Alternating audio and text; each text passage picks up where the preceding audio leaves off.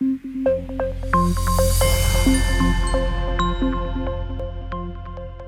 and welcome back to The Effect. We're moving on into yet another chapter. This time we're going to be looking at one of the most commonly applied causal inference research designs, which is difference in differences. It's commonly applied because it is very easy to find the conditions in which difference in difference seems to apply. And in fact, you don't need a lot to be able to try using difference in differences. All you really need is a treatment that goes into effect at a particular time, and you need that treatment to affect some people and not some other people. And that is it. Now, of course, you can say that there's a lot of other assumptions that you need to be fulfilled in order for this all to work properly, but as long as that basic idea is there, you can possibly get a difference in difference going, which is one reason why it is so popular. So, a policy is enacted in one country but not another, difference in differences. A school makes some sort of reform but not a different school. Difference in differences, right? All sorts of different kinds of things you can apply. You can use difference in differences to examine. And the idea here is pretty simple.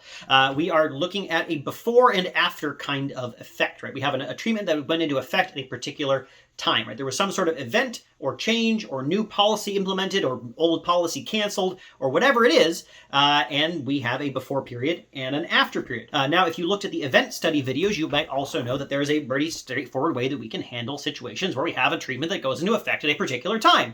We just compare before to after with some sort of adjustment, perhaps with some sort of trend.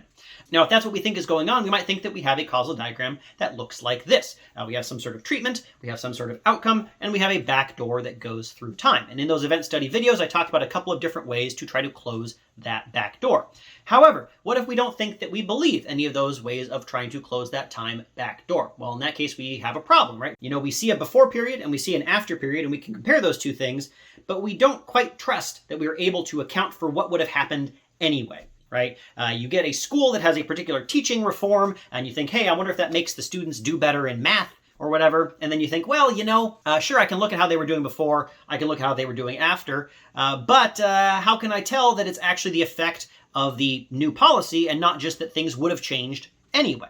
Maybe I don't think that there's any real way that I can use the time trend that I had before in order to account for that in the way that I could in an event study. Well, we have a problem, and we can't just control for time to close that back door because, again, we only have a before period and an after period. If we control for the differences in time that determine treatment, then there's literally no treatment left to account for, right? Time and treatment just go hand in hand. You can't control for one without controlling away the entire treatment itself. And we have a problem. What can we do? Well, one way that you can address this problem is to actually make it more complex. What if we bring in another group? So far I've just been talking about the group that gets a treatment, and we have them before and we have them after. What if we bring in another group that did not get the treatment at all? So we have a school that had some sort of teacher training reform program to try to improve the training of their teachers, and we can see them before and after. And we can't control for the time difference because we can't control the time difference. There's simply no variation left after we make that control. But we have a separate group that did not get the treatment in either the before or after periods, and they're going to be our control group or our comparison group or whatever you want to call them. Now, this actually makes the causal diagram look a little bit worse. In fact, now it looks like this. We have the treatment affecting the outcome. We have a backdoor through time, just like we did before, but now we have an additional backdoor because, which group you're in clearly determines whether you're treated or not. One group got treated, the other didn't, and also there's likely to be some sort of baseline differences between those groups anyway. So it seems like things have gotten worse, except that the addition of this additional group allows us to control for that time backdoor. How does it do that? We had a before to after comparison for the treated group. We see them after the teacher reform program goes into place. We see them before. We say, well, we know there's two things sort of going on there, right? We know that there's some sort of effect of treatment, but also things might have just changed over time anyway. And what we're doing right now is we're looking at the within variation for that group. If you think back to the fixed effects chapter, we're comparing within that group over time. Now, as you might recall from the fixed effects chapter, looking only at within variation solves some problems for us, but it does not control for anything that changes over time. And if that's what we're concerned about, that some things just would have changed over time anyway, it's not going to solve our problem. But now with the control group, we're also looking at within variation for them. We look at this control group, the group that never got treated before the treatment happened for the treated group, and we also look at them after the treatment happened for the treated group, and we see how they changed over time, and we look at their within variation. And so what we're sort of doing here is almost like a placebo test, right? We think, okay, if there weren't any sort of time variation going on, if it was just the treatment effect changing things, and there was nothing that would have changed anyway, then I would expect that the control group wouldn't have changed at all, right? if there's no time variation going on, if the time backdoor didn't matter, then I should look at the control group and say, well, the treatment didn't change for them. And so there's no time effect, then, hey, there's no effect there at all. So if we looked at the control group and saw that they didn't change whatsoever, that would give us a pretty decent indication that, yeah, maybe we can just compare the before and after for the treated group. Okay, great. Well, let's go actually a step further. What if there is a difference for the control group? Let's say that the control group got better. Let's say that the math scores of the students at the school that did not see any changes in their teacher training program, they went up. Well, what does that tell us? Well, that tells us that something would have changed over time, probably, right? Because this group that didn't get the treatment at all, they saw change. And yet, we can say, hey, wait a minute, that's probably the amount of change that I would have expected to see in the treated group. If the test scores went up by 5 points in the group that did not see any treatment, then I might be willing to say, hey, you know what? I bet that the test scores probably would have gone up by 5 points anyway in the group that did receive treatment. So if their test scores went up by 8 points, well, then I can probably say, hey, they went up by 8 points. 5 of those points were probably just what would have happened anyway, because that's what I saw in the control group that didn't get a treatment. And those extra 3 points, that's my treatment effect. That is difference in differences. What I am doing here is I'm looking at the difference in the treated group before to after. That's a difference. I'm looking in the difference in the control group from before to after. That's another difference. I'm saying this difference over here for the control group represents what would have happened anyway if the treatment had not occurred. So I'm going to take whatever change I see over here, subtract that out over here, taking a difference between the differences, difference in differences, and whatever's left over here, that is my treatment effect. Now, there are some assumptions that we need to make for all of this to work properly, and we'll go into those in future videos.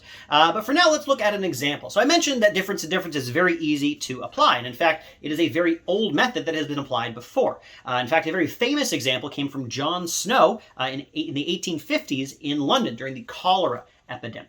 In London, and in fact, in a lot of European cities, quite often you would get a cholera outbreak, which is a very deadly disease. You don't want it. Makes you very sick. It's not great. But nobody knew how cholera spread, so it made it very hard to stop the cholera. Now, one of the leading theories at the time was called miasma theory, where people thought that it was bad smells that would transmit disease from one person to another, which is why if you look at those old pictures of people in the big robes with the big old nose beak, they had herbs in there to smell that would smell nice, that they thought would ward off the bad smells and keep the disease from spreading. But John Snow thought maybe it's not the bad smells, maybe cholera travels through water. And he had a way of testing this. It just so happened that in London at the time, one of the main ways that you would get water is that you would go to a hand pump and you would pump your own water. And of course, different companies provided that water to a given pump, and those companies got their water from different sources. Now, one of those companies, the Lambeth Company, moved the location of their water source from sort of the middle of the Thames River to sort of before the city. So before you might expect a bunch of waste to go into the water that might help spread cholera. You sort of have the water coming in up here before it gets to London, clean water. Gets into London, people dump a lot of sewage into the water, the cholera spreads, and anybody taking their water out of this portion should be getting cholera spread, if indeed cholera is spreading through the water. So, what he did was basically a difference in differences, although he wouldn't have called it by that name.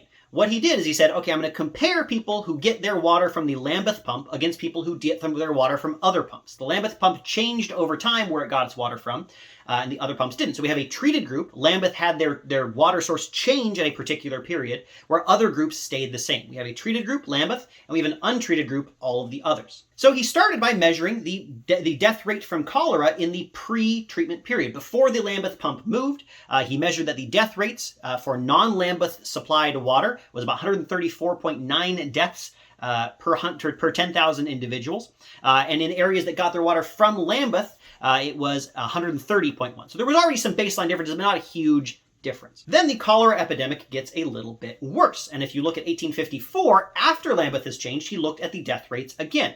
And what he found was that in areas where people were getting their water from the non-Lambeth sources, the death rates were about 146.6. They had gone up over time in these areas that were still getting their water from the middle of the Thames. For the Lambeth Company, however, death rates dropped from 130.1 before they moved their pump to 84.9 after. So what are we seeing here? We see if we just look at Lambeth, we say, hey, they moved their pump up the river and their death rates dropped. We say, okay, great. Maybe that does mean that the water's the one that's transmitting the disease. But, maybe death rates would have just dropped anyway. Maybe the cholera epidemic just went away on its own. That's how it had always happened before. Cholera comes, cholera goes. But if it had gone away on its own, we would have expected the death rates to drop in the non-Lambeth companies as well. And in fact, they didn't drop. In fact, they got even higher. What this tells us is that it was the treatment that lowered the death rates for those Lambeth water drinkers. This is a very early example of difference in differences being used to be able to estimate a treatment effect. What is the effect of changing your water source to a cleaner source on your death rate from cholera? It turns out it was pretty significant, and they ended up changing the way the water system worked in response to John Snow's findings. Although they didn't quite buy his theory, they were willing to go along with the results, and it saved a whole lot of lives. So all of this observational data stuff does seem to have at least some sort of purpose. That is the basic idea behind difference and differences. We'll get into a lot more of the details in future videos. Thank you.